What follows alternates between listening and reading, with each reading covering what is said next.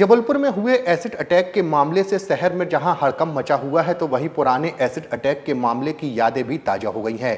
गौरीघाट थाना क्षेत्र की अवधपुरी कॉलोनी में हुए एसिड अटैक के मामले में सीएसपी गोरखपुर ने जानकारी देते हुए बताया कि रविवार की रात करीब 10 बजे इशिता साहू अपनी सहेली श्रद्धा दास के घर पहुंची और उसे बाहर बुलाया। जैसे ही श्रद्धा बाहर निकली तो इशिता ने उस पर एसिड फेंक दिया।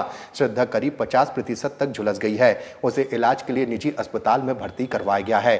डॉक्टरों के अनुसार उसकी हालत स्थिर है। साथ ही बताया कि घटना को अंजाम देने वाली युवती उसकी सुंदरता और कैरियर से जलती थी, इसलिए उसने यह खौफनाक वारदात को अंजाम दिया और उसे कोई पछतावा भी नहीं है। पुलिस ने हत्या की कोशिश और एसिड अटैक का मामला दर्ज करते हुए आरोपी इशिता को कोर्ट में पेश किया था, जहां से उसे जेल भेज दिया गया है। पुलिस अब फरार आरोपी अंश शर्मा की तलाश कर रही है। अंश ने ही फर्जी प्रोफेसर बनकर दुकानदार से बात की और लेटर हेड बनवाया था। इसी के बाद दुकानदार से इशिता को एसिड दिया गया था।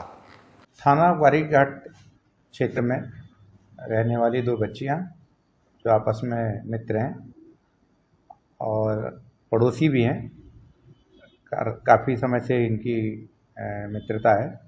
अचानक एक माह पूर्व दोनों बच्चियों में बोलचाल बंद हो गई और इसी बात से एक बच्ची ने जो है आक्रोशित होकर के प्लानिंग बना करके दूसरी बच्ची पर बुला करके उसके चेहरे पे एसिड अटैक किया, जिसके कारण बच्ची के चेहरे में और अन्य जगह इंजरी हुई है, जो अभी उपचारार्थ हॉस्पिटल में भर्ती है।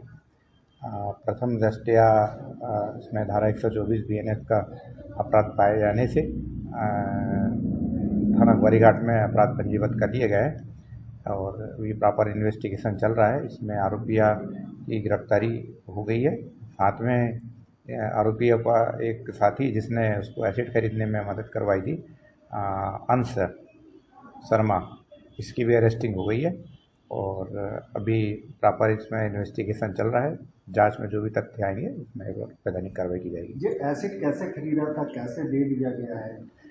इसने एक फर्जी दस्तावेज तैयार किया था कॉलेज का, ज्ञान कॉलेज का, और अपना गूगल में सर्च करके कैसे एसिड प्राप्त कर सकते हैं ये सब सर्च करके उसने बहुत ही शातिर दिमाग से एक फर्जी दस्तावेज तैयार किया ताकि उसको आसानी से एसिड मिल जाए। और दस्तावेज के माध्यम से, और इसका जो मित्र है अंश शर्मा, इसने फ़ोन करके कि मैं कॉलेज से बोल रहा हूँ, प्रोफेसर हूँ और बच्ची को मैंने सर्टिफिकेट दे करके आपके यहाँ एसिड के लिए भेजा है। एक दुकान से जो स्कूल कॉलेज में प्रैक्टिकल के लिए H2SO4 का विक्रय करते हैं, वो दुकान से वो सर्टिफिकेट दे करके उसने फर्जी दस्तावेज के माध्यम से एसिड खरीदा। सुनने पे आ रहा है कि उसका चेहरा बनाना चाहती थी वो लड़की, क्योंकि वो सुंदर के कारण उनका आरोप है। अब चूँकि उसको क्या चेहरे भर में इंजरी नहीं है, उसको तो और भी हाथ में और शरीर के अन्य भागों में भी उसको इंजरी है, तो इसलिए भी प्रॉपर ये नहीं कहा जा सकता कि केवल चेहरा बिगाड़ना उसका उद्देश्य रहा हो। जो एसिड दिया उनको भी गिरफ्तार किया जाएगा। जिसने धोखाधड़ी करके, मैंने बताया कि धोखाधड़ी करके फर्जी दस्तावेज के माध्यम से जिसने एसिड प्राप्त किया उसकी गिरफ्तारी हो चुकी है। इन्वेस्टिगेशन में अभी इन्वेस्टिगेशन में ऐसा कोई वीडियो पुलिस को प्राप्त नहीं हुआ है। हाँ, ये ज़रूर है कि जिस बच्ची ने अटैक किया है उसकी जो है मानसिक व्यवहार में काफ़ी दिनों से चेंजेस आया था, एग्रेसिव थी बच्ची। इसके कारण उसके पेरेंट्स ने थाना गौरीघाट में भी पहले सूचना दी थी और बच्ची के पेरेंट्स ने उसके साथ जो बच्चे पढ़ते हैं उनको भी फ़ोन करके बताया था कि इसकी गतिविधियाँ ठीक नहीं है, व्यवहार काफ़ी चेंजेस है, कभी भी किसी को मारने पीटने की बात करती है। तो ये बात ज़रूर आई थी कि ये बच्ची का जो है मानसिक संतुलन ठीक नहीं है। इसमें जो दोनों बच्चियां हैं, ये बच्चियाँ काफ़ी पहले से आपस में मित्र हैं और पड़ोसी भी हैं, लगातार बात करती हैं। जो बच्ची पे अटैक हुआ है वो पढ़ने में काफ़ी होनहार है और अभी वो तैयारी कर रही थी अपना करियर के लिए, तो विगत 1-1.5 माह से दोनों में बातचीत बंद हो गई थी।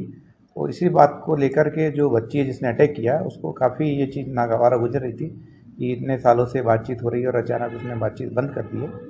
तो उस चीज़ को लेकर के उसके मन में ठेस थी और उसने ये घटना को अंजाम दिया। इसमें कहीं ना कहीं उसके अभिभावकों की कुछ गलती इसमें निकल जाए कि उन्होंने अभी ये बात सामने आई है, आपका कहना सही है, बट जो परिजन है उसके परिजनों ने पुलिस में भी इन्फॉर्म पहले से ही किया हुआ था और साथ में बच्ची के साथ जो लोग पढ़ते हैं उनके दो दोस्तों को भी उसमें उनके परिजनों ने इन्फॉर्म किया था।